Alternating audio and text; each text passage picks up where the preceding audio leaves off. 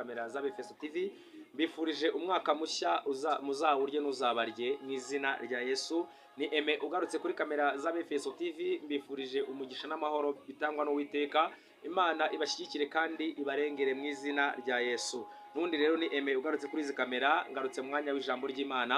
Reka dutangire dusenga Imana itugirire neza. Uri data twese mu izina rya ryongere ryamamare kandi rishyirwe hejuru. Tugushimira ukuntu udahwema kutugaragariza, tugushimiye ko turinze mu mwaka watambutse 2025, tugeze mu mwaka wa 2026 turi bazima. Ibyahigaga ubugingo ndetse n'umubiri byari byinshi, amakuba n'intambara byari byinshi, ariko umwami waraturinze, izina ryawe ryongere ryamamare. Duciye bugufi ku bw'aka kanya rero ngo amaraso yawe yongera tugaragareho, imbabazi zawe nizigahweme kugaragara ku buzima bwacu.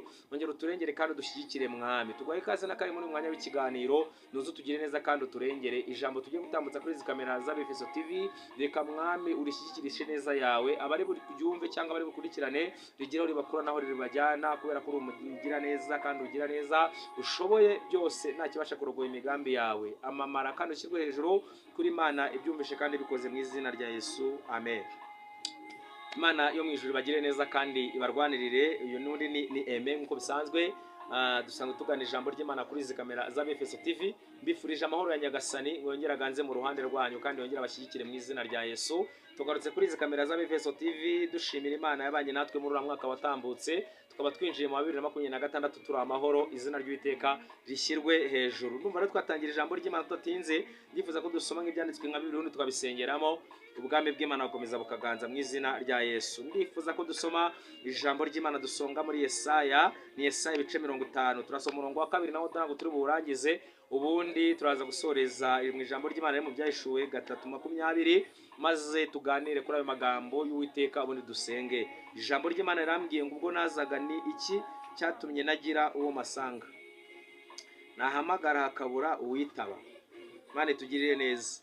Ubwo nazaga ni iki cyatumye nagira uwo masanga, nahamagara ntihagire uwitaba. Iryo ni ijambo ry'Imana, iryo nifuza ko tuganira. Ijambo rirambwiye ubwo nazaga n'icyatumye nagira uwo masanga. Uwo ni Imana yabivugaga, ni Uwiteka yabivugaga. Yarabazaga ariko bazange nawe, ariko baza ngo kuki ubwo nazaga. Kuza ku Uwiteka ntabwo avugaga mu kabari, ntiyavugaga ahandi, yavugaga abantu bari mu nzu y'Imana. Birababaje biteye n'agahinda kuba abantu bagera mu nzu y'Imana ugasanga umuntu ukabona ko muri kumwe, ariko mu buryo bw'umwuka yagiye, mu bitekerezo yagiye. Mwibutse yuko Imana idakorera mu mubiri w'inyuma, Imana ikorera mu mutima w'imbere. Uzi kugira ngo Imana igusange, Imana ije gutanga umugisha, Imana itugire neza kandi turengere mu izina rya Yesu. Imana ije gutanga umugisha. Misi yashize nandi gusenga, ndi kubaza Imana impamvu ikoresha abahanuzi bakavuga bakatubwira ngo Imana izatugirira neza, bakadusezeranya, Imana ikatubwira amasezerano inyuze mu bahanuzi. Hanyuma nandi kubaza Imana, ndi kubaza ikibazo no kubera Imana itubwira ngo bizakora igihe kikagenda kigahita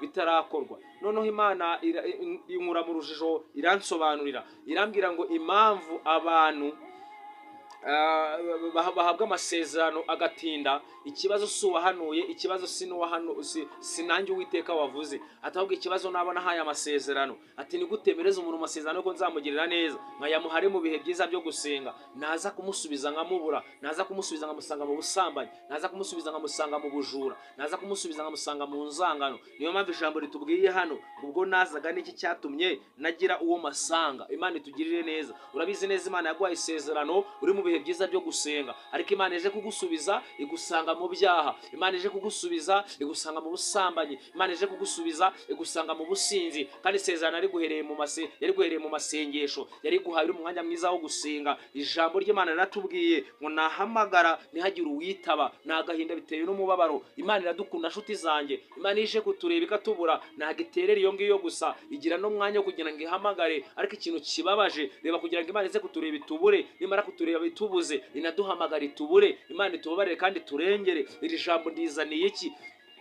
muri hangana kwa ryo nangiranye uyu mwaka, ariko naga ari nge wigenga, ni Kristo uri muri nge ngenge. Ubwo niwe wemenye ko iri jambo ryo nangirana umwaka ari ryo nangira mbabwira. Iri jambo ndizanye kugira ngo ngubwire ngo ngere uva aho udakenewe ujya aho ukenewe. Izina ry'Uwiteka rihabwe icyubahiro. Impamvu utasubizwaga nuko Imana yazaga kugushaka igasangura aho udakenewe. Kuba mu mwanya udakenewemo hari igihe bikuvuna, hari n'igihe bivuna aburi kuba aho ngaho uri, hari igihe bivuna aburi kuba arabu kubangamira kubera ko urababangamiye aho udakenewe. Rero nagira ngo ubwire uyu mwaka 2026 wongere ubwire Imana ngo umwaka 2025 nabaye aho nakenewe, ariyo mpamvu amasezerano yanjye yadindiye, ariyo mpamvu for the stance my cry, ariyo mpamvu wamamagaye ukambura, ariyo mpamvu waje ukambura, nuko ndi mu mwanya waho nakenewe. Ariko wongere ubwire Imana uyibwire uyu mwaka 2026 makubaho nyenewe, makuba mu mwanya nsangamo, makuba rezo yanjye iri connecte nawe kugira ngo numamagara nitabe. Ijambo ryatubwiye ngo ubwo nazaga n'icyatumye nagira uwo masanga nahamagara yagira uyitaba. Izina ry'Uwiteka rihabwa icyubahiro. Mwene data uyu munsi wo nkurikiranye kuri izi kamera za Befeso TV, ongera ubwire Imana ngo ndatsinzwe n'urubanza. Impamvu mwami utanyubakiye urugo ngo rukomere nuko waje uje kunsubiza ukansanga mu matiku. Impamvu wambwiye kuzankorera ubukwe ariko bugatinda nuko waje kunsubiza ugasanga sindaho navuganiye nawe. Wongere ubwire Imana uyu mwaka yongere iguhe kuba mu mwanya ugomba kubarizwamo. Wongere ubwire Imana ngo uyu mwaka wongere umpa imbaraga. Wongere ubwire Imana ngo uyu mwaka wongere umpa kuba mu mwanya unyeneyemo. Birababaza kandi birababaje mwene data, hari amasezerano menshi wo nkurikiranye ufite ariko wibazaga niba Imana ibeshya cyangwa abahanuzi babeshya. Ariko nagira ngo ubwire ngo kuri urubanza ku bahanuzi ukure n'urubanza ku Mana yavuze. Ikibazo sibi, ikibazo ni wowe. Imana itugire neza kandi Imana iturengere. Ijambo ryatubashije ngo ubwo nazaga, Imana yazaga ije kugusubiza. Tekereza ko Imana yakubwiye ngo nzakubakira, ko Imana yakubwiye ngo nzaguha umugore uri umusore, ikabikubwira uri mu rusengero, yaza gusubiza gusanga uri mu busambanyi, yaza gusubiza gusanga uri mu businzi, yaza gusubiza gusanga mu matiku. Imana itugirire neza. Tekereza ko Imana yakubwiye ngo izaguha akazi, ariko ako kazi Imana ikakubwira ikaguha amasezerano mu byiza byo gusenga. Nagira ngo ubwire igisubizo ni ikihe. Niba Imana iguha amasezerano uri gusenga, ugomba amasezerano kuyabagarira nta kundi ni ukongera kuba mwanya mwiza wo gusenga, ukabwira Imana ngo wavuganye nanjye. Icyo ugomba guhimisha Imana ni iki? Ni ugomba guhimisha Imana kuguma ku birindiro. Ijambo ryarambwiye uwo ni haba kuki wabivuze ngo nzahagarara ku munara maze ndindire maze negereze for the with the stance my cry, negereze gusinyira, munegereze kumva icyo Uwiteka avugana nanjye. Nagira ngo ubwire ngo uyu mwaka 2026 mwene data guma mu mwanya Imana igushakamo, urebe ko Imana itagusubiza. Guma mu mwanya Imana igushakamo, urebe ko Imana itagukorera ubukwe. Guma mu mwanya Imana igushakamo, urebe ko itakubakira. Guma mu mwanya Imana igushakamo, urebe ko itaguha akazi keza. Guma mu mwanya Imana igushakamo, urebe ko Imana itahe for the win stance my cry, urebe ko Imana itaguteturura ikagukura mu rungabangabo, ikagukura mu ruzerero, ikagukuraho karande. Mwibutse yuko karande nta muhigira, karande umuntu uyifite nagirerebera ngo karande reberera ngo wambaye ikote, nagireberera ngo warize, nagireberera ngo urinzobe cyangwa uri igikara, nagireberera ngo uri indege. N'abantu karande bazurirana indege, n'abana batunga amafaranga kandi bafite za karande. Na undi wagukuraho karande, amafaranga ntiyagukuraho karande, inshuti nziza ntizagukuraho karande, umugore washatse ntiyagukuraho karande, umugabo washatse ntiyagukuraho karande. Karande wakurwaho n'Imana. Ongera ubwire Imana ngo mwana uyu munsi wa none muri uyu mwaka 2026 unyemerera imbaraga zo kubaho unyeneye. Muririmbyi yavuze neza ngaho ushaka konjya bari hunjyana, ngaho ibyo ushaka kumvuga bari byo mvuga. Hasi hatubwiye ngo mbese ukuboko kwanjye kuraheze ku buryo kutakibasha gucungura. Mane tubabarire, Mane tugirire ibambe. Ni ijambo ry'Imana ryabazaga, ukuboko kwanjye kwaraheze ku buryo kutakibasha gucungura. Bivuze iki? Imana irakugirira neza, Imana ikavuga ngo nzakugirira neza.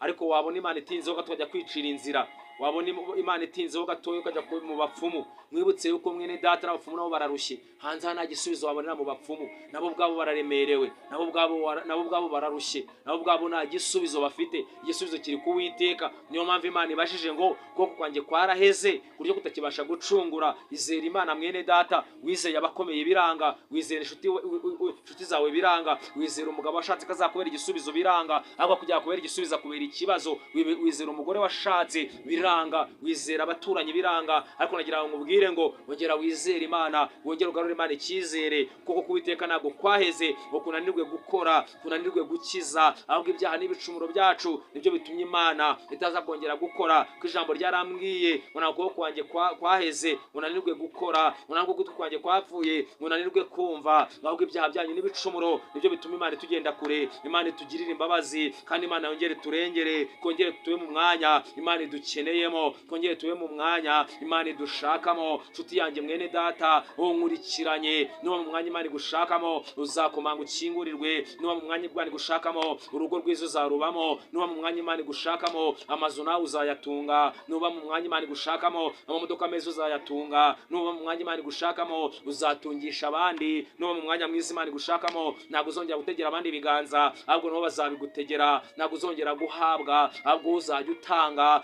mu izina rya Yesu. Ntabwo uzongera kubaho utegera abantu ibiganza, ahubwo nabo bazabigutegera. Ntabwo uzongera kubaho ufite umubabaro n'agahinda, kubera ko Imana iri mu ruhande rwawe, kubera ko wabaye mu mwanya Imana igukeneyemo.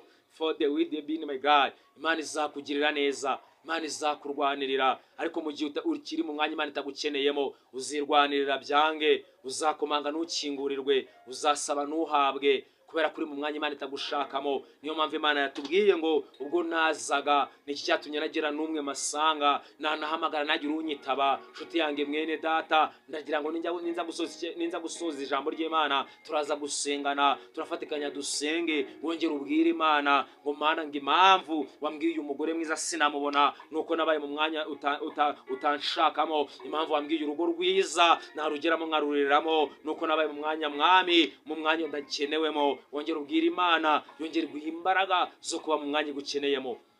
Izina ry'Uwiteka rihabwa icyubahiro. Uyu munsi wa none twongeye tubwire Imana ngo niba ngugireho umugisha, bari ijambo rifuza kukubwira, ubwire Imana ngo uyu munsi wa none wongere umpa imbaraga zo kukubaha. Uyu munsi wa none unkure mu byatumaga nagira n'umusabane nawe. Imana itugirire neza. Kadusomere indi jambo ry'Imana dusanga mu Byahishuwe 3:20. Ijambo rirambwiye ngo dore mpagaze ku rugi ndakomanga, umuntu niyumva ijwi ryanjye agakingura, nzinjira iwe dusangire. Dore mpagaze ku rugi ndakomanga, umuntu niyumva ijwi ryanjye agakingura, nzinjira iwe dusangire. Nyuma yuko Imana ije kudushaka ikatubura, nyuma yuko iduhamagaye ikatubura, yaduhaye andi mahirwe ya kabiri. Hari amahirwe waburiye mu mwaka 2025, ariko uyu mwaka 2026 hari amahirwe Imana iduhaye, yaduhereye mu Byahishuwe 3:20. Ijambo rirambwiye ngo dore mpagaze ku rugi ndakomanga, umuntu niyumva ijwi ryanjye agakingura, nzinjira iwe dusangire. Ijambo ryatubwiye muri Yesaya 52 haratubwira ngo ubwo nazaga n'icyatumye nagira uwo masanga, ngo nahamagara ntihagire uwitaba. Ariko irindi riratubwiye duhawe andi mahirwe. Inshuti yanjye mwene data, irindi riratubwiye mu Byahishuwe 3:20 ngo dore mpagaze ku rugi ndakomanga, umuntu niyumva ijwi ryanjye agakingura, nzinjira iwe dusangire. Ayo ni amahirwe duhawe uyu mwaka 2026. Imana yongeye kuduha amahirwe yuko yongeye guhagarara ku rugi. Ubwo yahagaze ku rugi 2025 igahamagara ikabura uwitaba, ikabura n'umwe, ariko muri 2026 iduhaye amahirwe atubwiye ngo dore mpagaze ku rugi ndakomanga, umuntu niyumva ijwi ryanjye agakingura, nzinjira iwe dusangire. Uyu munsi ndakwinginze nshuti yanjye mwene data, yewe mubyeyi unkurikiranye, yewe mugabo unkurikiranye, yewe musore unkurikiranye, yewe unkurikiranye kuri kamera za Befeso TV, ndasenze ninginga Imana ngo wongere ukomange, Imana yongere wongera ufungurira Imana umutima wawe, kubera ko ijambo ritubwiye muri Ibyahishuwe 3:20 ngo dore mpagaze ku rugi ndakomanga, ngo umuntu niyumva ijwi ryanjye agakingura, ndinjira iwe. Kandi ni kwinjira iwe ntabwo ndi bwicare gusa, ntabwo ndi butuze gusa, turanasangira. Mwibutse yuko Imana ahantu yageze ntabwo bigombera ngo ufite icyo kurya wowe, Imana ubwayo irabyizanira. Kandi ahantu Imana yageze biramenyekana. Ubwami bw'Imana bwatashye kwa Yayiro biramenyekana, ubwami bw'Imana bwageze mu Bukikana biramenyekana, ubwami bw'Imana bwageze ku Bisiraheli, Imana ibambutse inyanja itukura. Nawe uyu munsi muri uyu mwaka wa 2026 mwifurije Imana ngo yongere yugurure, kandi Imana yongere gufungurire, yongere gukingurira imiryango. Nawe Imana yongere hagere, bimenyekane ko yageze iwawe. Nigera iwawe bwa bukene burahunga, nigera iwawe zantunganya za hato na hato zirahunga, nigira iwe byabonaga nta nzira, Imana irongera bitangemo inzira, Imana irongera ica inzira aho zitari ziri, maze wongere ugubwe neza, maze wongere wakire umugisha w'Imana. Ariko kuwakira birasaba ukingure, kingurira Imana umutima, kingurira Imana yinjire. Imana iduha amahirwe ya kabiri, mwene data reka twe kuyakeresa, nuko reka twe kuyakeresa, reka twe kuyakeresa inshuti zanjye, kuko Imana iduha amahirwe ya kabiri. Yaduhereye mu Byahishuwe 3:20, dore mpagaze ku rugi ndakomanga, umuntu niyumva ijwi ryanjye agakingura, ndinjiriwe kandi dusangire. Nasomye ijambo rirambwira ngo umuntu wumva ijwi ry'Uwiteka ngo niwinangira umutima. Ijambo rirambwira ngo umuntu wumva aya magambo y'Imana ngakayakomeza, ngameze nk'umunyabwenge wubatse inzu ye ku rutare, ngo iyo nzu ntabwo ijya inyeganyezwa, ngo niyo umuyaga waza ntiwayinyeganyeza, niyo hagwa imvura y'amahindu ntiyayinyeganyeza. Ariko inshuti yanjye, impamvu inzu yawe yanyeganyegaga ni uko wari uri mu mwanya udakenewemo, wari uri ahantu udakenewemo, wari uri mu mwanya udashakwamo. Ariko uyu munsi wa none nyemerera wongere ubwire Imana ngo nyimara kumva amagambo yawe nemeye guhindukira, nemeye gushaka amaso yawe, nemeye kubarizwa mu mwanya unyeneyemo, nemeye kureka kamere, nemeye gusiga imirimo y'inzangano, nemeye gusenya imbaraga z'umwanzi, nemeye gusenya igicaniro cya Satani muri nge. Nongeye kwimika, nongeye gufungura, nongeye kugurura. Ubwire Imana ngo ndakwemereye uyu munsi uganze muri nge, ndakwemereye. Aho ushaka konjya bariho njya, ibyo ushaka nkora bare byo nkora, amahoro y'Imana aganze. Izina ry'Uwiteka rihabwa icyubahiro. Imana itugirire neza kandi Imana iturengere, kubera ko Imana ari inyembabazi. Reka tujye dusome ijambo ry'Imana, turebe abantu bagendanye na Yesu, turebe abantu bihangananye na Yesu, turebe abantu bakomeze kuba muri Yesu ingororano zabo. Abemereye Imana bagakingura, abemereye Kristo bagakingura. Katurumve ingororano zabo, twumve icyo bazagororerwa, twumve icyo bazahabwa. Ibyo turabisanga muri Luka 22:28. Ubwo ni muri Luka ibice 22 umurongo wa 28. Twumve abemeye bakizera Kristo, abemeye bakagendana n'uyu mwami, abemeye bakihanganana nawe, abemeye bakamwizera. Kanumvika twumva ingororano bazahabwa. Niwumva ari nziza, nawe uraza kumfasha dusubirane aya magambo mu kanya tugiye ngiye kuvuga, maze nawe umwemere akugirire neza. Luka 22 umurongo wa 28 havuze ngo iki? Ijambo rirambwiye ngo nimwe mwagumanye nanjye twihanganana mu byo nageragejwe. 29 aratubwiye ngo nanjye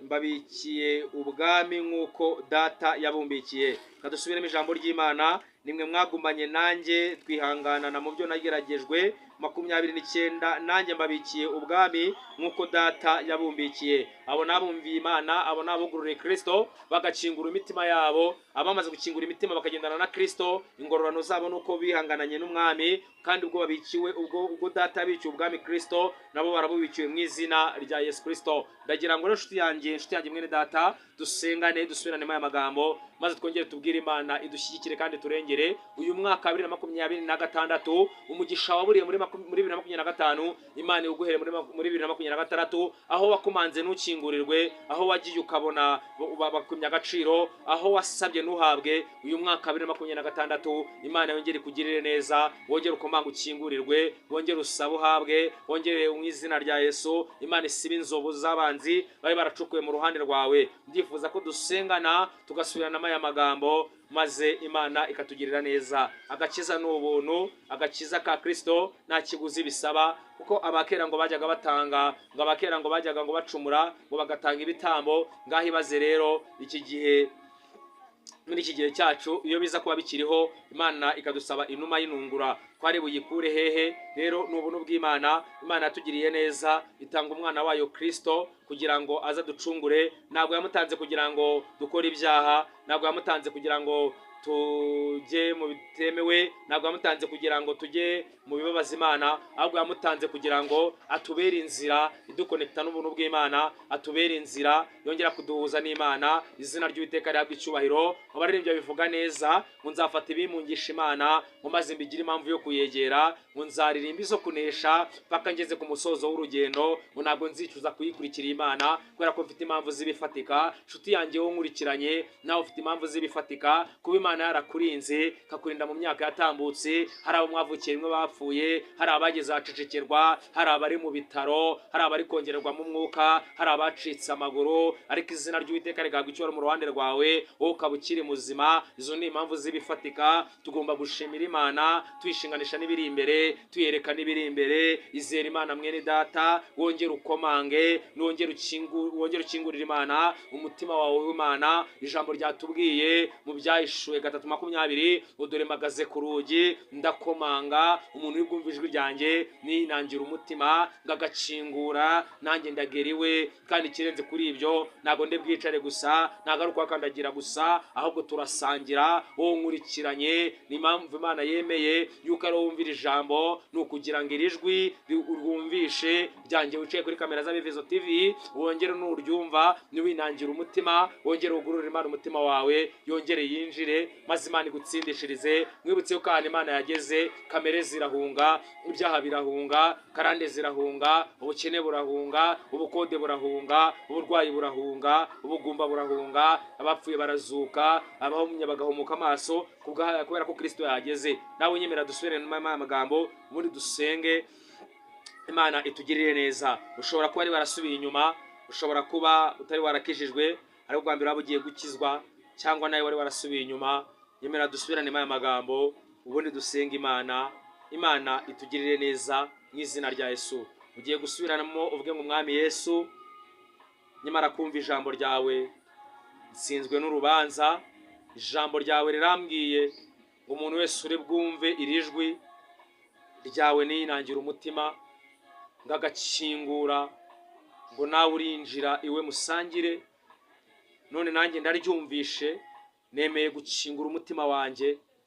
Nyemerera ube muri nge, nyemerera ukorere muri nge, nyemerera umbere umwami n'umukiza w'ubugingo bwanjye. Ndakwakiriye, nemeye kuba icyaremwe gishya. Ongera unsindishirize imirimo ya kamere yose, imirimo ya Satani, imirimo y'ibyaha. Niteye umugongo, ndakijijwe, ndahindukiye, nemeye gusiga ibya Satani, nemeye kuba uwawe Mesiya. Ngaho nuze umfate kandi nuze unkomeze, sinzasubira inyuma ukundi, mu izina rya Yesu Kristo wa Nazareti, amen. Imana yo mu ijuru iguhe kandi Imana ikugirire neza. Wemeye gukizwa, wemeye gusubirana aya magambo, Imana ikugirire neza, kandi Imana ikwagure, kandi Imana igushyigikire, Imana ikurindire ubugingo, Imana ikwagurire imbago, Imana ikurwanirire, Imana ikugenda imbere atari haringanize. Imenagura inzugi z'imiringa, imenagura inzugi z'imiringa, ibihindizo by'ibyuma bicemo kabiri, nuko manga ukingurirwe, nusaba uhabwe. Imana ikugenda imbere, ikuryamishe mu cyanya cy'ubwatsi bubisi, ikujyana iruhande rw'amazi adasuma, isubize intege mu bugingo bwawe. Imigisha yo mu gakiza k'Imana kubw'ubuntu bw'Imana uyihabwe, kubera ko wemeye kwakira Yesu, kubera ko wemeye ko Yesu akugirira neza, kubera ko wemeye ko Yesu atura mu bugingo bwawe. Ni ukuri Imana ikugirire neza. Nanjye reka nze ngusengere, kandi Imana ikwambika imbaraga. Nshuti yanjye mwene data, ijambo ryarambwiye ngo umuntu ngo uva mu byaha akongera akabisubiramo aba ameze nka yambwa yarutse ibirutse kongera ikabisubiraho.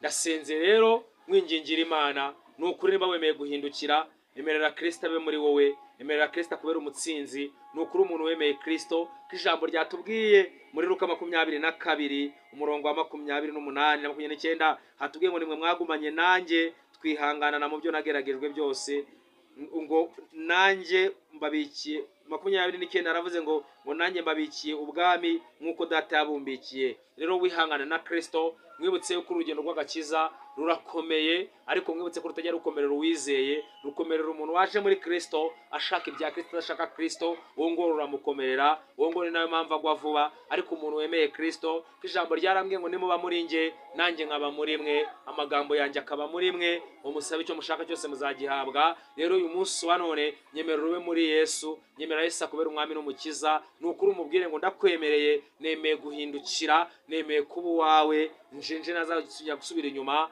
ndinde kuzaba nk'ayambwira ukibutse kongera kabisubiraho, maze nawe Imana iragufata. Ijambo ry'Imana ryarambwiye ngo mfata ukuboko ungendeshe, ngo tujyane unjyane ungeza heza ngo aho ushaka kunjyana. Reka Imana rero yongere kugirire neza, kandi Imana yongere gushyigikire wowe, yemerere Imana yongere ganze muri mu izina rya Yesu. Yemerera dusengane, Imana ikugire neza kandi kurengere mu izina rya Yesu Kristo wa Nazareti. Uri Shama, uri Adonai, uri Jehova. Ndasenze kubwo ubuntu bwawe n'imbabazi zawe, nari maze gutanga ijambo ryawe Mwami. Ndagushimiye ko ari wowe uhumetse unyuze muri njyewe. Ndasenze ngo iri jambo baryumvishe bakaryemera. Nyemerera ubagire neza kandi ubarwanirire, bakure mu mbaraga z'umwanzi, bakure mu byabarwanyaga, batandukanye n'imigambi y'incakura, batandukanye n'imigambi y'umwanzi. Wongere ubashyigikire abihanaga Mwami, bakihana ibyaha bakongera bakabisubiramo. Baha imbaraga zo kubinesha, baha imbaraga zo kubatsindishiriza, baneshereze mu izina rya Yesu. Ubahe gutsinda ubusambanyi, ubahe gutsinda ubujura, ubahe gutsinda ibyaha byose. Imbaraga zawe zibagaragareho, amahoro yawe abagaragareho, uburinzi bwawe bubagaragareho, umucyo wawe ubarasire, ineza yawe batayeho, ineza yawe bagaragareho mu izina rya Yesu, kubera ko uri umunyembabazi. Ndabasabiye ngo bagirire neza, ndabasabiye ngo barinde umubi, ndabasabiye ngo batsindishirize uyu mwaka wa 2026. babonemo umugisha wawe, babonemo imbabazi zawe, babone kunesha kwawe, babone amahoro n'imigisha mu izina rya Yesu. Ibyabaneshaga Mwami ubaha imbaraga zo kubinesha, ibyabatsindaga Jehova ubaha imbaraga zo kubitsinda, ibyabananizaga ubaha imbaraga zo kubinaniza, ubahe kugenda hejuru. Imigambi y'incakura ijambo ryarambwiye ngo mbahaye imbaraga zo gukandagira inzoka na scorpion. Mana ubaha imbaraga zo gukandagira ibyabaneshaga, zo gukandagira ibyabatsindaga. Wishando beneford my God, imbaraga zawe zibagaragareho, umucyo wawe wongere ubarasire, kubera ko uri umutabazi mwiza. Batugire neza kandi uturengere, kubera ko ushoboye byose. Mwami ukora imirimo n'ibitangaza, kandi ukomeze gutanga umugisha kubakomeje gukurikirana kuri izi kamera za Efeso TV. Ubagire neza kandi ubarengere. Nsengeye abarwayi, nsengeye abababaye, nsengeye abihebye, nsengeye ingo zari zigiye gusenyuka, nsengeye abari basubiye inyuma. Wongere ubarengere kandi wongere ubashyigikire. Mana ubaha amahoro yawe,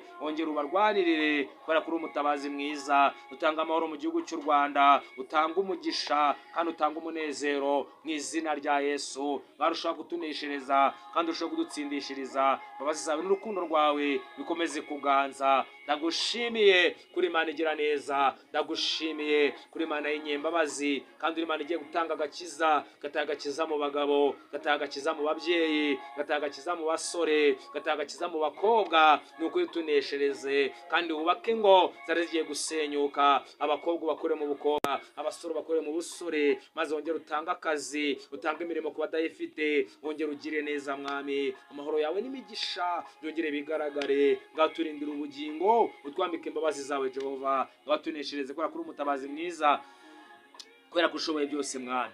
Uturengere kandi dushyigikire, utanga amahoro mu gihugu cyacu, utanga uburinzi, komeze kuturindira ubuyobozi, komeze kubagira neza ubarwanirire, kandi ubuntu bwawe komeze kuganza, kubera ko ushoboye byose Mwana. Bakomeza kutuneshereza kubera ko uri umutabazi, kubera ko uri umurengezi mwiza. Izina ryawe ryongere ryamamare mu izina rya Yesu Kristo wa Nazareti. Amen. Mana mu ijuru baho umugisha, kandi Imana ibagirire neza. Umudayima kudukurikirana kuri kamera za Efeso TV, mbasabira umugisha bwije nuko bukeye. Imana ibarengere kandi bashyigikire. Uba ufite igitekerezo, ubaye ushaka kutuganiriza ijambo ry'Imana, ubaye ushaka dusengana, hasi aho ngaho hasi ikiganiro habariho nimero zacu, waduhamagara